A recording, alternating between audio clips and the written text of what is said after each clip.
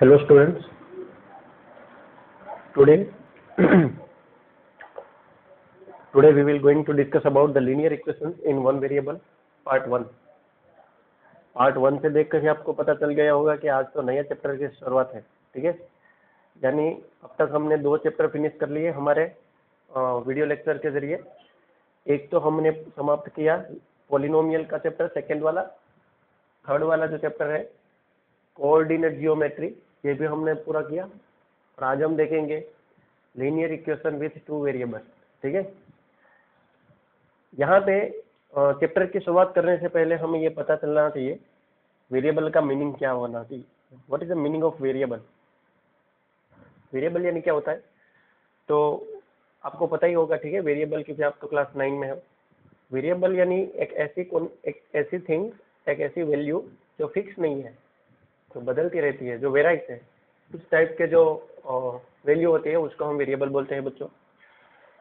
Generally variable x, y, z, mathematics में सबसे ज्यादा वेरिएबल्स ये होते हैं एक्स, वाई, जेड, ठीक है। और अदर ए से लेकर ए बी सी डी ऐसे लेकर 26 अल्फाबेट है, तो इनमें से कोई भी इंग्लिश अल्फाबेट को हम वेरिएबल बोल सकते हैं। वेरिएबल की कहानी कैसे आई, ये सारी बातें तो आपको 8 में पता ही होगी। वेरिएबल है तो linear equation in one variable, sorry हमारा चैप्टर का नाम तो 2 वेरिएबल है। लीनियर इक्वेशन विथ 2 वेरिएबल, ठीक है। तो बच्चों linear equation with one variable वाले एग्जांपल्स आपने क्लास 8 के अंदर स्टडी किए हैं ऑलरेडी। कैसे? देखिए, अगर कोई ax प्लस बी के फॉर्म में होता है, ठीक है, अगर कोई भी इक्वेशन ax प्लस बी के फॉर्म में होता है इक्वल टू 0, अगर इस टाइप का कोई भी इक्वेशन होता है तो इसको हम linear equation with one variable वाले बोलते हैं। क्यों? क्योंकि यहाँ पे एक ही वेरिएबल है x, जिसके हम एग्जांपल ले इसके ऊपर। तो 5x प्लस 8 इक्वल टू 0। तो यहाँ पे देखिए, ये मैंने एक इक्वेशन लिखा 5x प्लस 8 इक्वल टू 0।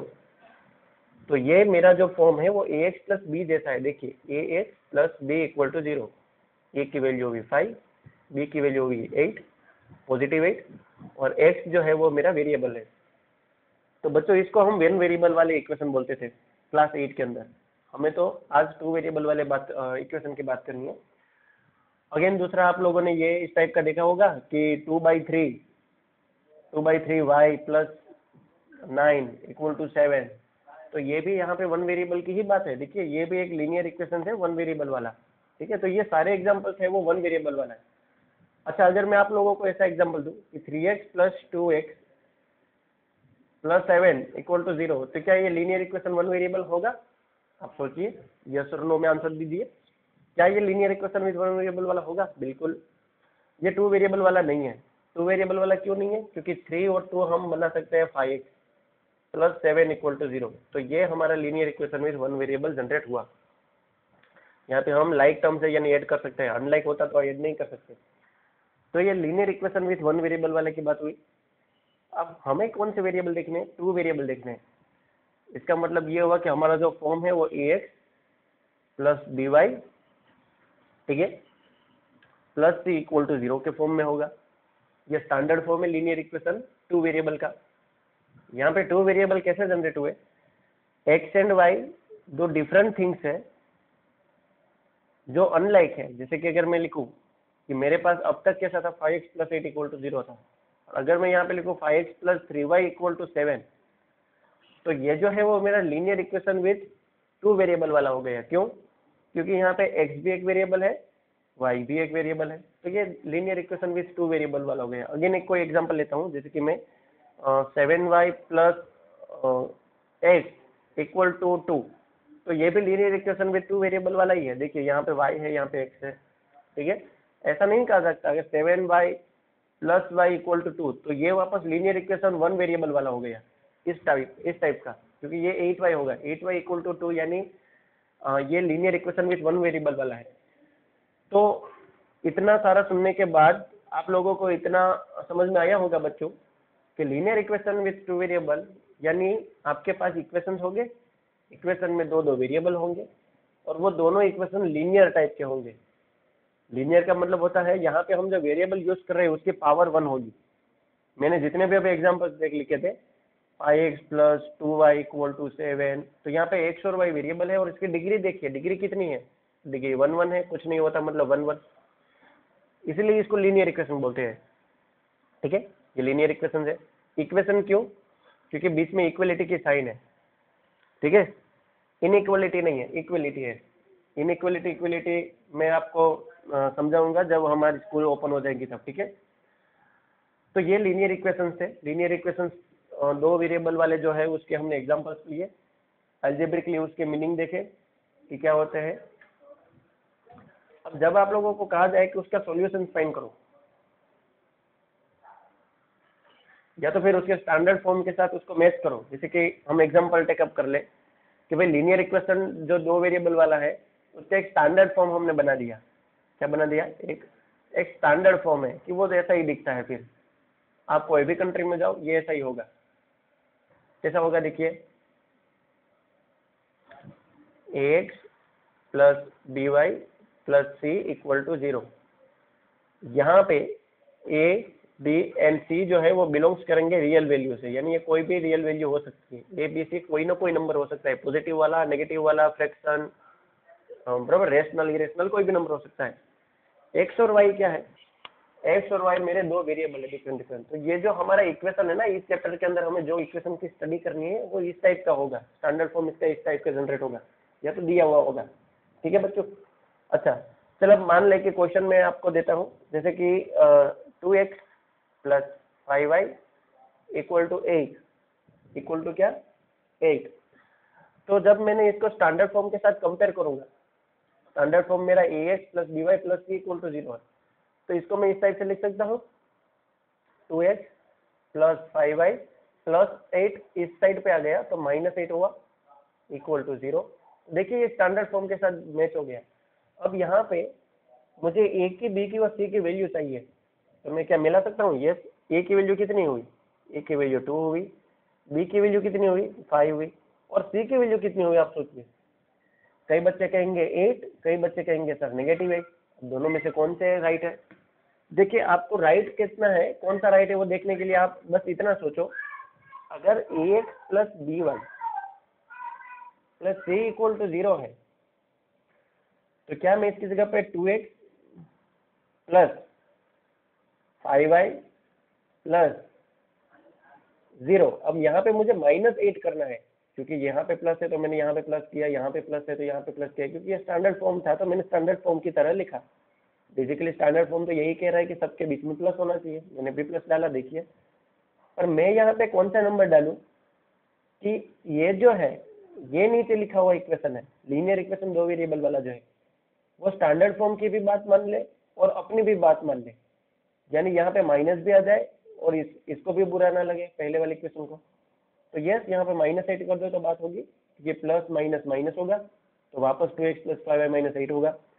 और अगर आपको प्लस माइनस माइनस नहीं करना है, बीच में सिर्फ प्लस ऐसे ही रहने देना है, तो ये कहेगा कि ये तो मेरे जैसा दिख रहा है। स्टैंडर्ड फॉर्म कहेगा कि अरे ये तो मेरे जैसा फोटो है इसकी। तो जब मेरे जैसी फोटो मतलब लीनियर पेयर इक्वेशन के स्टैंडर्ड फॉर्म जैसी इसकी फोटो हो गई, तो a की वैल्यू क्या मिली? 2, b की वैल्यू 5 एंड c की वैल्यू क्या मिली आपको? -8 मिली। आई होप आप समझ गए होंगे। तो c की वैल्यू कितनी हुई बच्चों? -8। अगेन एक एग्जांपल टेक करते हैं, बस आपको a की, b की और c की वैल्यू फाइंड करनी आनी चाहिए। x माइनस 5 इक्वल टू √ में लिखा है √3y, √3y। ठीक है, √3, फिर y तो अलग है, √3 इंटू वाई है। ओके बच्चों, अब इसको स्टैंडर्ड फॉर्म के साथ मैच कर, तो हमारा स्टैंडर्ड फॉर्म कैसा है? ax plus b y plus c equal to 0, ये मेरा स्टैंडर्ड फॉर्म है। ठीक है, तो यहाँ पे मैं लिख सकता हूँ x √3y जो है वो इस साइड पे आएगा तो √3y होगा, माइनस वाई तो यहाँ पे ही बैठा था इक्वल टू 0। तो अभी ये पूरी फैमिली को मैं इसके साथ कंपेयर करूँ तो x माइनस √ में रखा है 3y minus 5 equal to 0, y root के अंदर नहीं है, बाहर है। तो बच्चों यहाँ पे a की वैल्यू क्या मिली? आप कहेंगे सर a की वैल्यू यहाँ पे तो कोई नहीं है, x तो है पर इसके बाजू में तो कोई नहीं है। कोई नहीं है इसका मतलब वहां पे कौन होता है? ऑलवेज 1 होता है। तो यहाँ पे हुआ 1, बी का हुआ -√3 और सी की वैल्यू क्या मिली बच्चों? सी की वैल्यू मिली -5। तो इस तरह से हम ए, बी और सी की वैल्यू फाइंड करना जानते हैं और हमें आना चाहिए। ठीक है बच्चा, चलो अभी भी आगे बढ़ते हैं हम। अब मान लो कि किसी दिन आपको किसी ने पूछा, आज हमें सिर्फ स्टडी करनी है, आज हमें थियरी देखनी है, आज कोई एग्जांपल्स हैंगे नहीं, ठीक है? आप लोगों के लिए कोई एग्जांपल्स आज टेक ही नहीं करने हैं, बस आप बस सुनते रहो कि क्या है ये कहानी, ठीक है ना? देखिए, अगर किसी ने आपको कहा कि 5x + 3 = 0, तो ये क्या है? आप कहेंगे पहले तो ये सर लीनियर इक्वेशन है। हाँ भाई, लीनियर इक्वेशन है। फिर आप थोड़ी देर वापस सोचेंगे कि इसमें तो x ही है और तो कोई भाई मौजूद नहीं है, कोई भी यहाँ पे नहीं। आप कहेंगे सर लीनियर इक्वेशन है और 1 वेरिएबल वाला है। मैं कहूँगा हाँ भाई, आप ही सही हो, लीनियर इक्वेशन 1 वेरिएबल वाला ही है क्योंकि यहाँ पे x ही है। अब आपको किसी ने कहा कि अगर ये लीनियर इक्वेशन 1 वेरिएबल वाला है तो इसको 2 वेरिएबल के अंदर लिख कर दिखाओ। और 2 वेरिएबल के अंदर लिख कर बताना इस टाइप से है कि ये जो 5x + 3 = 0 है, इसका रूल्स भी नहीं टूटना चाहिए। यानी आप अभी जो इसके बाद 5x + 3 = 0 को लीनियर इक्वेशन 2 वेरिएबल के, 1 वेरिएबल के अंदर नहीं, 2 वेरिएबल के फॉर्म में लिखो कि इसका जो स्वरूप है ये तो यही रहना चाहिए। यानी सिंप्लीफाई करूँ तो वापस मुझे 5x + 3 = 0 ही मिलना चाहिए, और वहां पे मुझे लीगली वहां पे 2 वेरिएबल दिखने भी चाहिए। अब वो कैसे करेंगे हम? देखिए, 5x है, ठीक है, 5x तो है, ठीक है, कांस्टेंट वैल्यू 3 भी है, = 0 है, और मेरा स्टैंडर्ड फॉर्म कह रहा है कि ax + by + c जितना होगा तो ही आपका लीनियर इक्वेशन 2 वेरिएबल वाला होगा, अदरवाइज नहीं होगा।